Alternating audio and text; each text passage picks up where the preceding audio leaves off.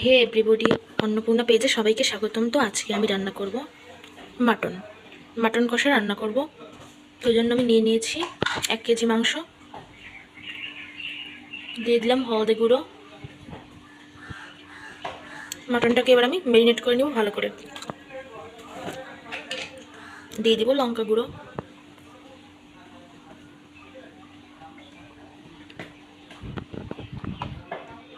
এবার দিব জিরা বাটা, দিব আদা বাটা, রসুন বাটা,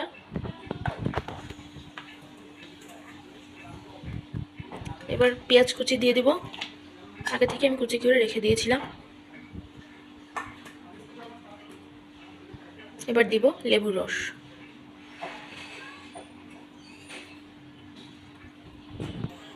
এবার দিয়ে দিব স্বাদ মতো নুন, দিয়ে দিব টক দই। বেশি দিলে টক হয়ে যাবে, টক দই দিলে মাংসটা সফট হয়। এবার দিয়ে দিব সাদা তেল,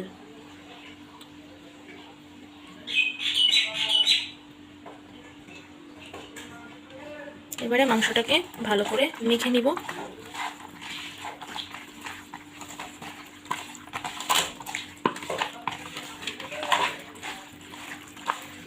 এরপরে মেখে রেখে দিব আধা ঘন্টা মতো। তোমরা চাইলে 1 ঘন্টাও রাখতে পারো ম্যারিনেট করে।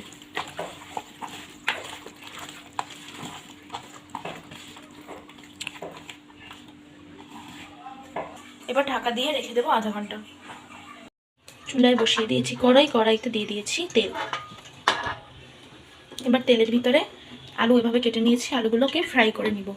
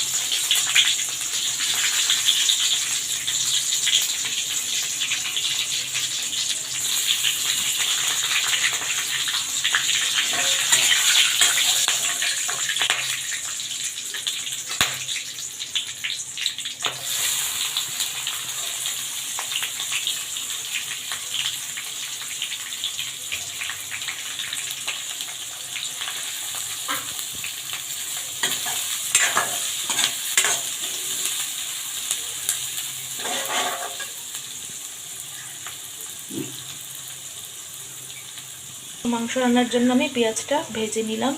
এবার দিয়ে দেব রসুন বাটা,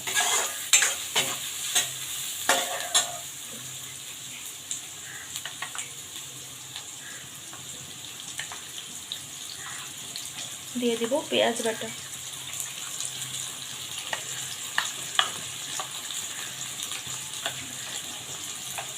আদা বাটা দিয়ে দিলাম,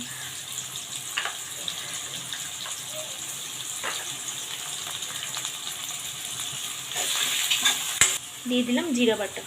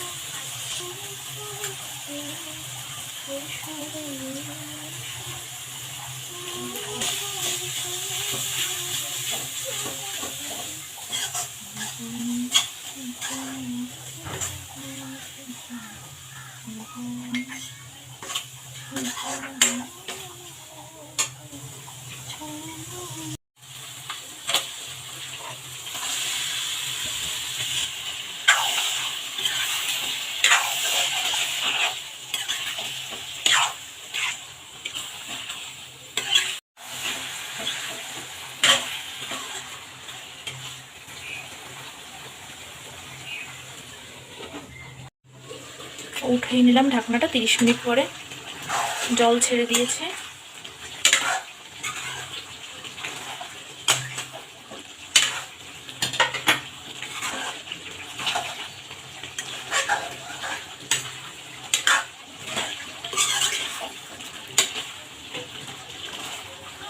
এবার দিয়ে দিব একটুখানি চিনি। মটনে চিনি দিলে পর মটনটা সফট হয় এবং রংটাও দেখতে ভালো লাগে।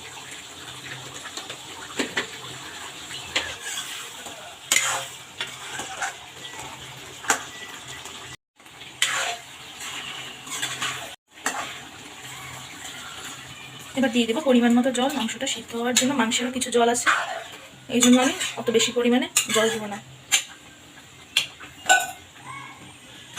এবার আমি ঢেকে দিব।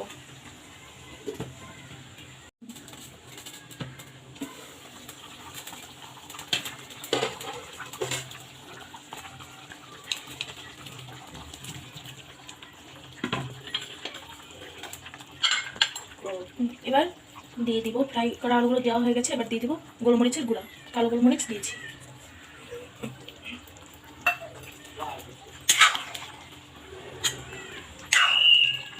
এবার মাংসটা রান্না করা হয়ে গেছে, একদম সিদ্ধ হয়ে গেছে। এবার আমি দিয়ে দিব ভাজা মশলা। এখানে আছে ধনিয়া গুঁড়া, জিরা গুঁড়া, দারচিনি, লবঙ্গ গুঁড়া। মশলাগুলিকে আমি ভেজে তারপরে আমি গুঁড়ো করে নিয়েছিলাম ব্লেন্ডারে। এবার দিয়ে দিব ঘি স্বাদের জন্য।